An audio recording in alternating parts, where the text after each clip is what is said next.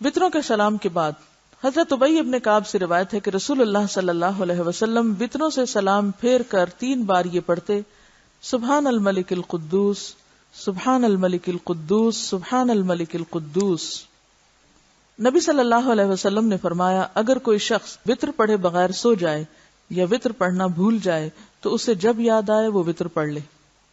ٹھیک ہے، اگر کوئی سو گیا یا بھول گیا تو جب یاد آئے پڑھ لے۔ اس سے کیا پتہ چلتا ہے کہ وطر کی بھی قضا ہوتی ہے۔ نبی صلی اللہ علیہ وسلم نے فرمایا جو شخص رات کا وظیفہ یا کوئی دوسرا معمول چھوڑ کر سو گیا اور پھر اسے فجر کی نماز سے ظہر کی نماز کے درمیان ادا کر لیا تو اسے رات ہی کے وقت ادا کرنے کا ثواب مل گیا۔